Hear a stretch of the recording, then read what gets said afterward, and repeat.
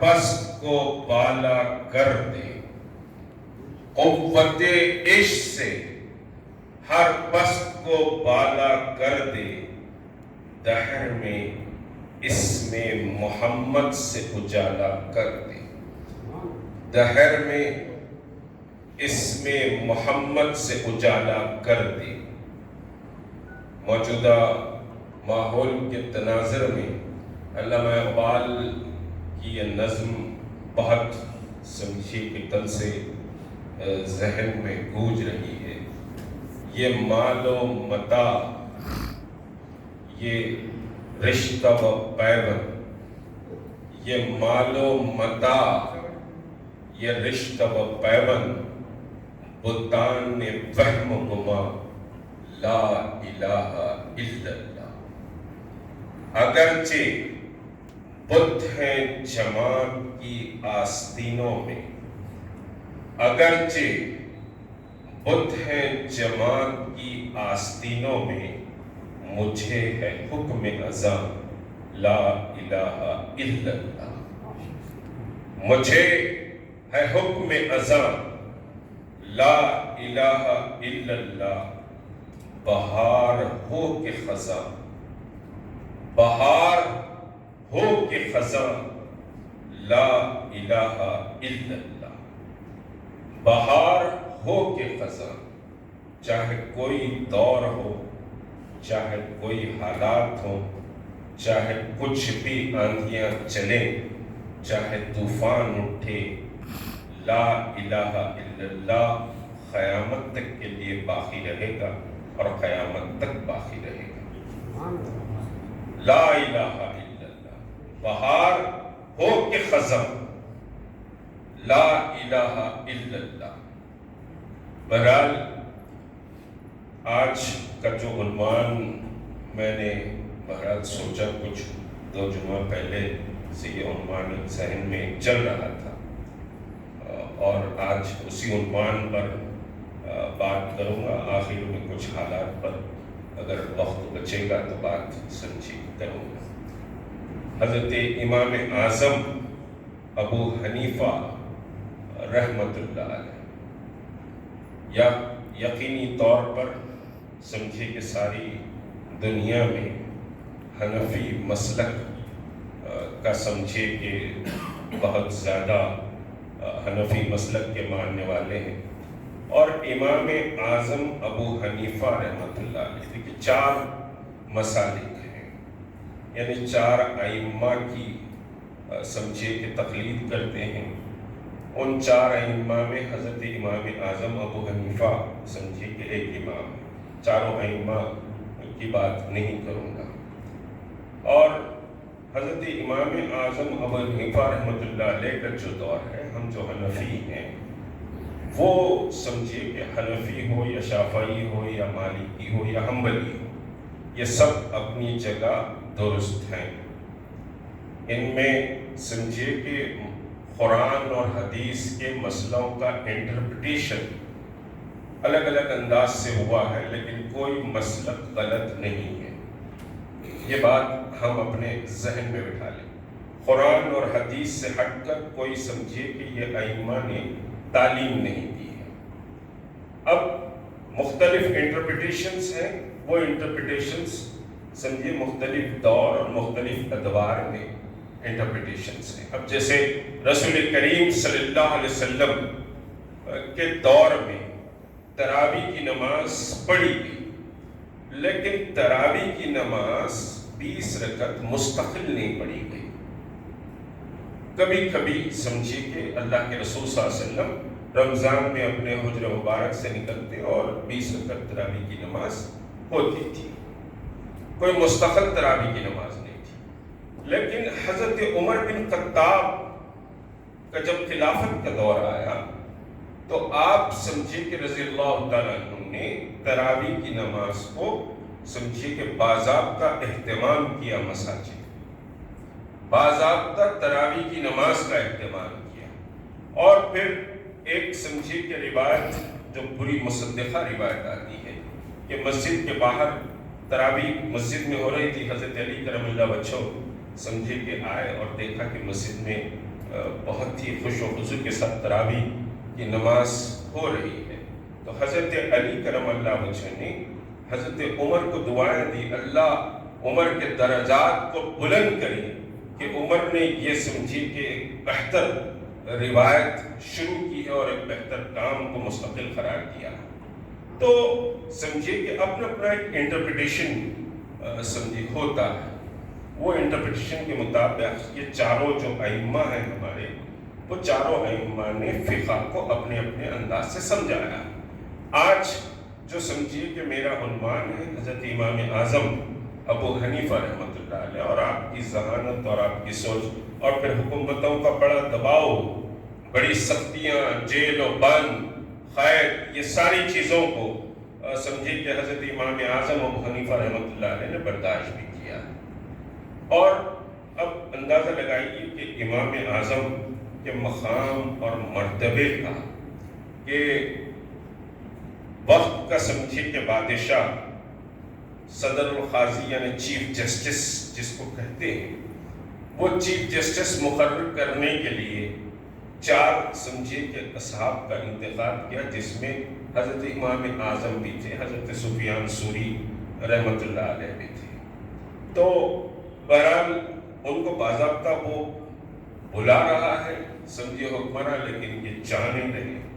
اب آج ہمارے ایمان کا اور ہماری کیفیت کا عالم یہ ہے، ایک معمولی عہدیدار، ایک ایم ایل اے یا ایک ایم پی بھی اگر ہمارے گلی میں یا ہمارے گھر پہ آ جاتا ہے تو ہم بہت بڑے 30 مار خاں سمجھتے ہیں، لیکن جو اللہ سے کنیکشن جو بنا لیتے تھے، جن کے کنیکشن اللہ سے ہوا کرتے تھے، وہ سمجھیے کہ حکومت یا حکومت کے آستانوں پر نہیں جاتے تھے، کیونکہ ساری خدائی، ساری مملکت، ساری قوت، ساری طاقت، عزت اور وقار، یہ سب کچھ اللہ کے ہاتھ ہے۔ وہ یقین اور وہ ایمان سمجھی کہ ان کا تھا۔ اور ہم دیکھتے ہیں کہ حضرت خواجہ غریب بندہ نواز رحمۃ اللہ علیہ کا واقعہ، کہ بادشاہ وقت آپ سے ملنے آیا، اجازت طلب کیا تو آپ مسند سے اٹھے اور اپنے حجرے میں چلے گئے۔ ہاں، مسند سے اٹھے اور حجرے میں چلے گئے، اور پھر جب وہ آیا تو جب قریب آیا آپ کے مسند کے قریب، تو پھر آپ حجرے میں سے نکل کے مصافحہ کر کے اس کو بیٹھ گئے، گفتگو ہوئی، بہرحال سمجھیے کہ واپس چلا گیا۔ واپس جانے کے بعد آپ کے مریدین اور مصاحبین نے کہا کہ بھئی یہ کیا بات ہوئی کہ آپ اچھا بیٹھے رہے تھے، کوئی چیز اپنے حجرے سے لے کر بھی نہیں آئے؟ ہم سمجھے کہ شاید بادشاہ آ رہا ہے تو کوئی تحفہ دینے یا کوئی چیز اس کو سمجھے نظر کرنے کے لیے آپ اپنے حجرے میں گئے، اور پھر حجرے سے خالی آئے، اور پھر جب وہ آ کر ایسے کھڑا رہا تو پھر آپ نے کھڑے ہوئے مصافحہ کی۔ تو اندازہ لگائیے کہ کیا معیار اور کیا درجہ اور کیا فکر اور کیا سوچ سمجھے کہ، تو سمجھیے کہ حضرت بندہ نواز نے کیا کہا، یہ کہا کہ دیکھو بادشاہ آ رہا تھا، میں اپنی مسند پہ ویسے ہی بیٹھوں تو تھوڑا اس کے دل کو ناگوار گزرے گا، اور میں نہیں چاہتا تھا کہ میں کھڑے رہ کر اس کی کوئی تعظیم کروں، میں کھڑے رہ کر اس کی کوئی تعظیم کروں، اس وجہ سے میں اندر چلے گیا، وہ کھڑا ہوا تھا، میں نے آیا مصافحہ کیا اور بیٹھ گیا، تو اس کے دل میں بھی کوئی سمجھیے کہ بات نہیں آئی، اور میں بھی سمجھیے کہ وہ جو انا والی بات اس کے دل میں رہتی تھی کہ وہ میرے اٹھ کر تعظیم نہیں کرے، وہ بھی مسئلہ حل ہو گیا۔ تو اس طرح سے سمجھیے کہ مسائل جس جو اللہ سے کنیکشن بنتا ہے تو مسائل اس طرح سے سمجھیے کہ حل ہوتے ہیں۔ اسی طرح اب اولیاء کی بات آئی تو پھر ایک اور واقعہ رکھتے امام اعظم کی ذہانت اور فکر اور کچھ سمجھے مسائل پر بات سمجھے کہ کروں گا۔ تو ایک شخص کو سونے کی بڑی تمنا تھی کہ سونا سمجھے کہ بناؤ، سونا بناؤ، سونا بناؤ، کیمیا سے سمجھے مختلف تجربے کرتا تھا۔ کسی نے کہا کہ بھائی حضرت نظام الدین اولیاء کے پاس وہ نسخہ ہے۔ حضرت دیکھیے جب ربط اللہ سے ہو جائے نا تو علامہ اقبال نے کہا نگاہ مرد مومن سے بدل جاتی ہے تبدیل، تو زمانے کی تقدیر بدل جاتی ہے جب اللہ سے ربط ہو جائے، اور جب کنیکشن اللہ سے ٹوٹ جاتا ہے محمد رسول اللہ سے عشق میں کمی آ جاتی ہے تو پھر وہ سمجھیے کہ گروہ، وہ قوم، وہ خطے کے لوگ سمجھیے کہ وہ مسلمان، وہ مومن سمجھیے زمانے میں ذلیل اور رسوا ہو جاتی ہے. ان کی کوئی وقت اور حیثیت نہیں ہوتی، چاہے وہ کروڑوں میں رہے، چاہے سمجھیے کہ کتنی بھی تعداد میں رہے، چاہے ان کے پاس دولت کے کتنے ہی انبار رہے. عزت و وقار، اللہ سے رابطہ، محمد رسول اللہ سے عشق، یہ دو بنیادی چیزیں. تو حضرت نظام الدین اولیاء کے تعلق سے اس شخص کو اطلاع ملی کہ بھئی وہ سونا بنانے کے فن سے واقف ہیں. تو وہاں پر سمجھیے کہ جو آپ کی خدمت میں جو خادم رات میں رہتا تھا اس سے دوستی تھی، بڑا منت سماجت کرا کہ آج رات کو میں حضرت کی خدمت میں رہوں گا، تو سمجھیے مت رہے.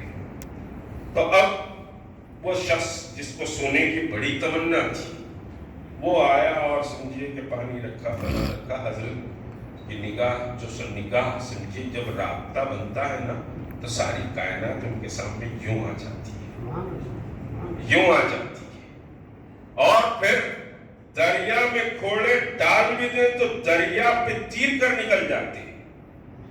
سمجھے؟ دشت دشت ہے دریا بھی نہ چھوڑے ہم نے، بحر ظلمات میں دوڑا دیے گھوڑے. جب سمجھے کہ روم ایران کی فتح تھی تو ہم نے بہرحال سمجھی کہ ایسے مورکے طے کیے تھے. تو بہرحال سمجھے کہ وہ شخص آیا، اب آپ کا پانی رکھ رہا ہے، آپ کو سمجھے کہ کھانے کے لیے دے رہا ہے، بڑا سمجھے کہ حاضر خدمت ہے.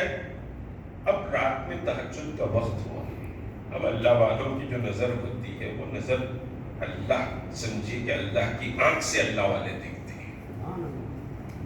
اللہ والے جو دیکھتے ہیں اللہ کی آنکھ سے دیکھتے ہیں، اور اللہ وہ رموز ان کو عطا کرتا ہے. اللہ سمیع بھی ہے، اللہ بصیر بھی ہے، اللہ دیکھتا بھی ہے، اللہ سنتا بھی ہے. ہم بھی دیکھتے ہیں، ہم بھی سنتے ہیں.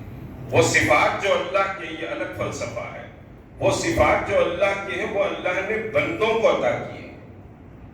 تو وہ بالکل ایک علیحدہ سمجھیے کہ پوری ایک فلسفیانہ گفتگو ہے، اس پہ نہیں جاؤں گا. تو وہ سمجھیے کہ رات کی تاریکی میں تہجد کے قریب حضرت نظام الدین اولیاء نے اس خادم سے کہا میں صرف اللہ سے تعلق کی بات بتلا رہا ہوں. تو اللہ قلب کھولتا ہے، دماغ کھولتا ہے، ذہن کھولتا ہے، دنیا ساری ان کے سامنے سمجھے برہنہ رہتی ہے. تو آدھی رات کو کہا کہ بھائی ذرا میرے کو طہارت کے لیے ڈھیلا لے کر آ. اب وہ باہر نکلا دوڑتے ہوئے کہ حضرت نے کہا ڈھیلا. اب جس ڈھیلے کو پکڑ رہا ہے وہ سونے کا ہو جا رہا، جس ڈھیلے کو پکڑ رہا ہے سونے کا ہو جا رہا، جس چیز کو پکڑ رہا ہے سونے کا ہو جا رہا، مٹی کا بنانے جا رہا وہ سونے کا ہو جا رہا. حیبت میں آ گیا، پریشان ہو گیا. فجر ہو گئی، اس کے بعد آ کے حضرت کے نے ٹھہر گیا. تو حضرت نے کہا کہ طہارت کے ڈھیلے کی قیمت نہیں ہے اس کی، وہ سونے کی، اور تو اس کے لیے اتنے برسوں سے جتن کر رہا جس کی کوئی حیثیت ہی نہیں. تو جب سمجھے کہ اس سے تعلق جڑ جاتا ہے تو پھر یہ دنیا کی، اللہ نے کیا کہا دنیا کے تعلق سے؟ اللہ کے رسول صلی اللہ علیہ وسلم کی حدیث مبارکہ سن لیجیے. سمجھے کہ مسلم شریف کی حدیث، داؤد شریف کی حدیث، کہ اللہ کے رسول صلی اللہ علیہ وسلم صحابہ کے ساتھ جا رہے تھے اور ایک ندی کے کنارے آپ رک گئے. رک کر اپنی سمجھے انگلی مبارک کو پانی میں ایسے ڈبویا، پھر اٹھایا. جب آپ صلی اللہ علیہ وسلم نے اٹھایا تو ایک دو قطرے پانی انگلی سے نیچے گرا. صحابہ سے پوچھا کہ تم نے کیا دیکھا؟ صحابہ حیران ہو گئے، یا رسول اللہ، اللہ اور اس کا رسول بہتر جانتا ہے کہ کیا ہے. تو کہا کہ یہ جو پانی کے قطرے میری انگلی سے گرے نا، اللہ کے پاس دنیا کی اتنی بھی حیثیت نہیں. اور پھر اللہ نے سمجھے کہ فرمایا کہ یہ دنیا کی، یہ کائنات، یہ سارے خزانے، یہ ڈالرز، یہ پاؤنڈ، یہ این، یہ فلاں، یہ سمجھے ریال، یہ دینار، یہ درہم، یہ سب جتنے خزانے، اور پھر جو زمین کے اندر ہیرے جواہرات، موتی، مونگا، اس کے سب تعریف اللہ نے خود سمجھیے کہ قرآن میں فرمائی کہ یہ سارے ہیرے جواہرات، یہ سب ساری دنیا کے مملکتیں اور اس کے سارے خزانے، اس کی ساری ریونیو کے تعلق سے، اور یہ سارے انسان، یہ کمانڈرز، یہ حکمراں، یہ قوت، یہ توپ، یہ تفنگ، یہ نیوکلیئر، یہ سمجھے کہ ٹیکنالوجی، یہ سارے چیزوں کو اللہ نے کیا فرمایا؟ یہ سب ہمارے پاس مچھر کے پر کی حقیقت نہیں رہتی۔ یہ ہے ہمارا خدا، یہ ہے ہماری خدا کی قوت۔ ہم جس خدا کو مانتے، اس کی قوت اور طاقت کا وہی اعلان کر رہا ہے کہ مچھر کے پر کے برابر سمجھیے کہ ہمارے پاس حیثیت نہیں ہے یہ ساری دنیا ہے۔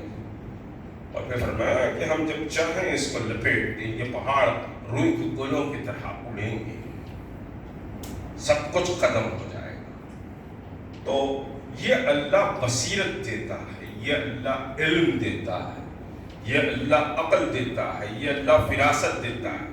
ہم اپنی بات سمجھے کہ شروع کرنے سے پہلے کہوں کہ ہم اپنی دعاؤں میں سمجھے اللہ ہم کو دولت دے دے، اللہ ہم کو گھر دے دے، اللہ ہمارے بچوں کو سمجھے کہ ویل سیٹل کر دے، فلاں کر دے، اس کے ساتھ علم، عقل، فراست، دانائی، اس کی بھی دعا کرنی چاہیے کہ آپ کے پاس اگر عقل نہ ہو، دولت آ جائے تو پھر بے مطلب اس کا استعمال صحیح نہیں کریں گے۔ تو فراست، دانائی، عقل، تدبر، علم، یہ ساری چیزیں بھی خدا کی بہت بڑی نعمتوں میں سے، بہت بڑی نعمتوں میں سے۔ جلیل القدر صحابہ تھے، ان کے پاس دولت نہیں تھی، ان کے پاس پیسہ نہیں تھا، لیکن ان کے پاس عقل، فہم، فراست، سمجھے کہ تدبر اتنا عظیم و اعلیٰ تھا کہ بڑے سے بڑے دولت مند بھی ان کے سامنے آ کے زانو ادب طے کرتے تھے۔ تو آپ کے اندر وہ کوالٹی ہونا چاہیے۔ آج کل ایک جو ٹرینڈ ہے نا، یعنی پرسنالٹی ڈیولپمنٹ، آج کل بہت سارے لیکچر بھی ہو رہے ہیں پرسنالٹی ڈیولپمنٹ۔ تو یہ پرسنالٹی ڈیولپمنٹ سب سے بڑا نسخہ ہے محمد رسول اللہ صلی اللہ علیہ وسلم کی حیات طیبہ۔ اس کو پڑھ لیجئے، خود بخود پرسنالٹی ڈیولپ ہو جائے گی۔ How to sit, how to سمجھیے واک، ہاؤ ٹو سمجھیے کہ رن، اینڈ ہاؤ ٹو سمجھیے کہ صاحب آپ کی زندگی کیسے گزرے، یہ ساری چیزیں محمد رسول اللہ کی پرسنالٹی کے ذریعے آپ کو مل جائیں گی۔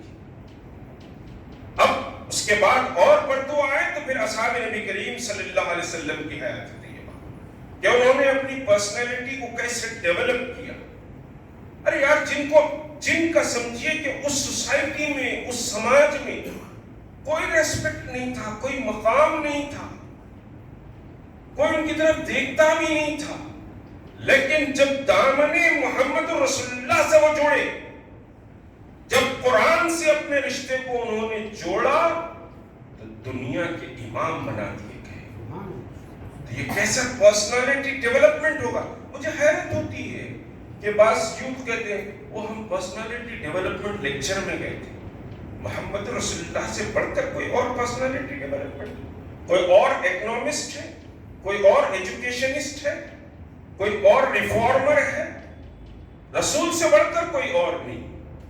تو سمجھیے کہ یہ جو سمجھیے کہ چاروں ہمارے ائمہ ہیں، حضرت امام اعظم ابو حنیفہ رحمۃ اللہ علیہ، ان کی مجلس میں امام محمد اور امام محمد کے شاگرد امام شافعی، سمجھیا، اور 40 ٹاپ علماء اس وقت کے آپ کی مجلس میں بیٹھا کرتے تھے۔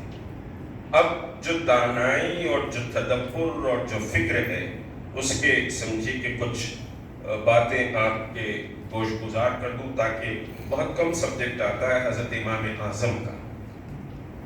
امام اعظم ابو حنیفہ، جیسے میں نے کہا کہ حکومتوں کا بڑا عتاب بھی رہا، بڑا سمجھے کہ آپ پر ظلم بھی رہا، بہت دبایا گیا، بہت کچھ سمجھے کیا گیا، لیکن آپ وہاں ایلڈ نہیں ہوئے، وہاں کوئی جھکے نہیں۔ اب وقت کے حکمران نے کہا کہ بھائی آپ کو ہم قاضی، صدر قاضی یعنی چیف جسٹس ہوا کرتا تھا اس وقت، صدر قاضی چیف جسٹس بنانا چاہتے ہیں، پکڑ کر لے کر گئے۔ اب حضرت امام کے ذہن میں یہ ہے کہ بھائی میں تعلیم کا، تحقیق کا، احادیث پر سمجھے کہ ریسرچ کر رہا ہوں، اگر صدر قاضی بن جاؤں، چیف جسٹس بن جاؤں تو پھر سمجھیے کہ مسائل پیدا ہو جائیں گے، میرے کام میں ڈسٹرب ہوگا، میں بننا نہیں چاہوں۔ آپ بننا نہیں چاہوں لیکن بادشاہ کا حکم ہے، دباؤ ہے، پریشر۔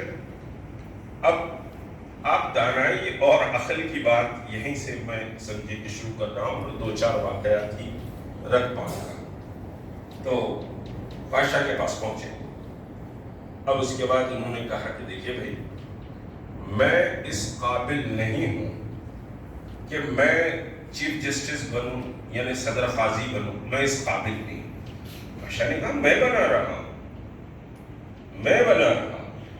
تو آپ نے کہا یقیناً آپ بنا رہے ہیں، لیکن آپ یہ جان لیجئے کہ بھائی اگر میں یہ جو کہہ رہا ہوں میں اس قابل نہیں، اگر میں اس قابل ہوں تو پھر سمجھیے کہ میں جھوٹ بول رہا ہوں، اور جھوٹے کو قاضی نہیں بننا چاہیے۔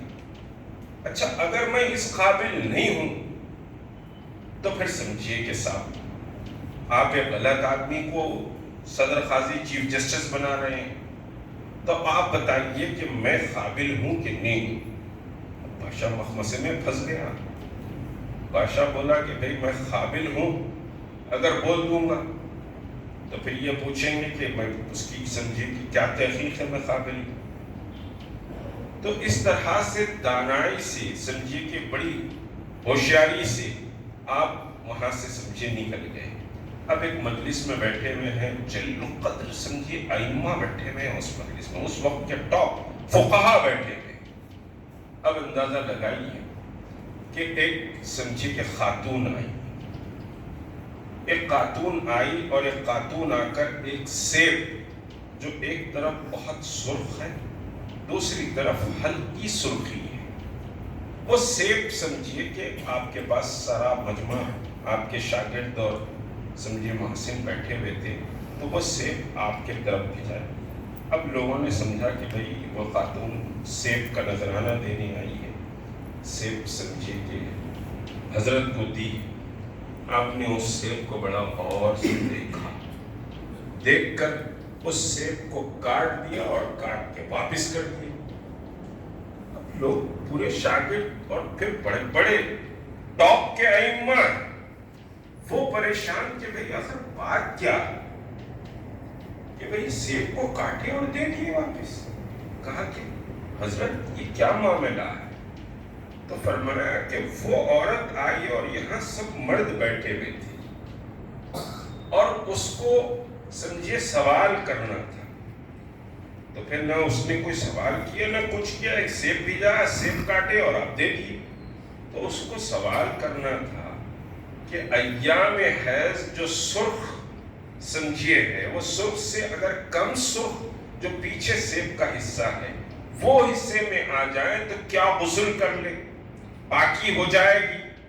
تو میں نے سیب کو کاٹ دیا اور صاف سفید حصہ جو سیب کا تھا وہ اس کے طرف ایسے بھیجا دیا کہ جب سفیدی آ جائے تو عورت پاک ہو جاتی ہے جب غسل کر لے۔ یہ سمجھیے کہ ذہانت اور یہ معیار امام اعظم ابو حنیفہ کا تھا۔ اور ایک بات یاد رکھ لیجیے، حضرت بخاری علیہ رحمہ کا دور حضرت امام اعظم کے بہت بعد ہے۔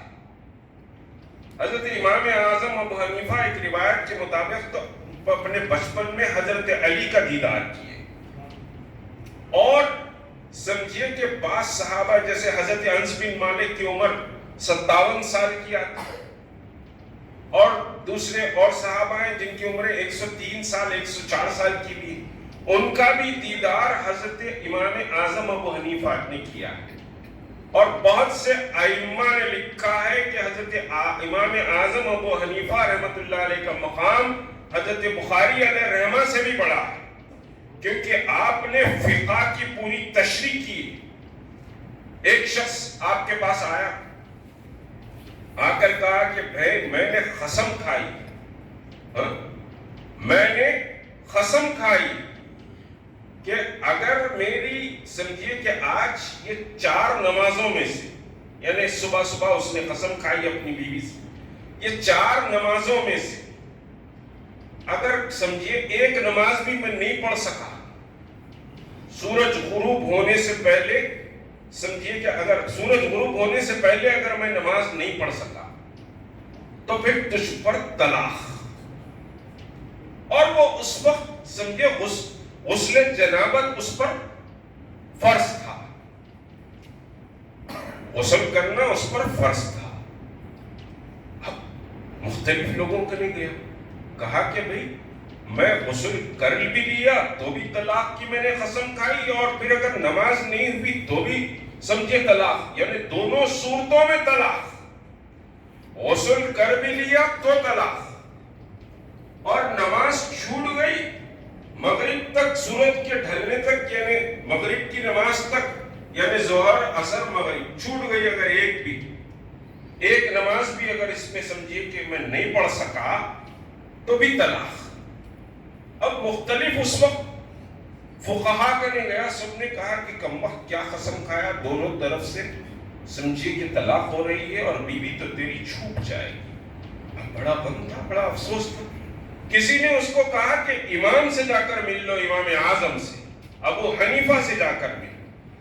اب اس وقت حضرت ابو حنیفہ رحمۃ اللہ علیہ ایک سمجھیے کہ چشمے کے کنارے بیٹھے ہوئے تھے, ندی کے بہتے ہوئے پانی کے کنارے بیٹھے ہوئے تھے, اور مغرب کا وقت بالکل قریب تھا. تو امام اعظم ابو حنیفہ کو جیسے ہی اس نے واقعہ سنایا, آپ نے دھڑ سے اس کو لات ماری اور سمجھے وہ پانی میں گر گیا,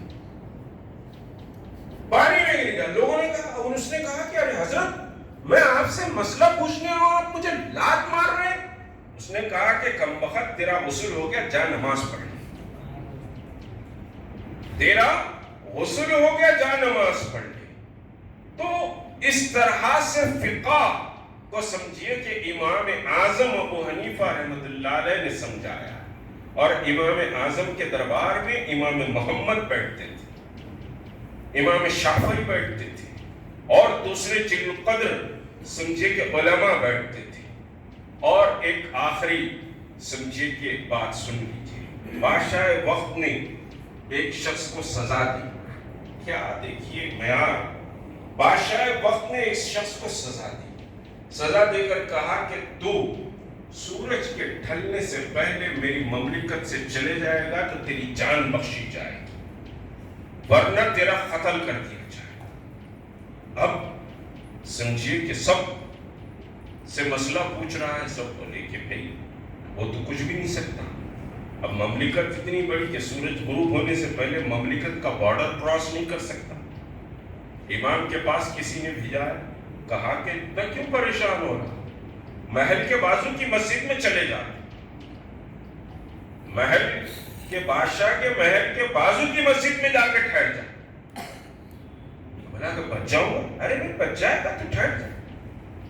جا کے ٹھہر گئے. اب سمجھے کہ بادشاہ کے درباری اور فوجی اسے پکڑ لی. پکڑتے امام نے کہا, اے بادشاہ سلامت, یہ اللہ کا گھر ہے, یہ تمہاری حکومت یہاں نہیں چل سکتی, یا صرف اللہ کی حکومت چلے گی. یہ تمہاری مملکت یہاں نہیں چل سکتا, تمہارا آرڈر, تمہارا حکم باہر چلے گا. یہ اللہ کا گھر ہے, یہاں اللہ کا حکم چلے گا. بادشاہ ندامت میں سر جھکا لیا اور خاموش ہو گیا, اور اس کی جان بھی بخش دی گئی. تو یہ سمجھیے کہ ائمہ کرام کو جو ہم سمجھے کہ فالو کرتے ہیں, یا ائمہ کرام کی جو اتباع کرتے ہیں, قرآن اور حدیث کو سمجھیے بہت بہترین انٹرپریٹیشنز ائمہ کرام نے کیا.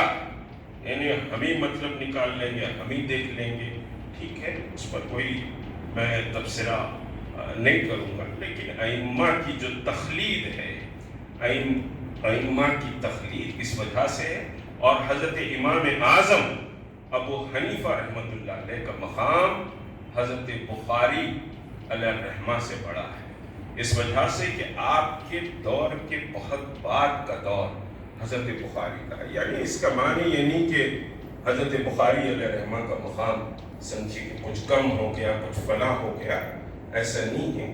مقامات اپنی سمجھے کہ جگہ ہیں، مراتب اپنی جگہ ہیں۔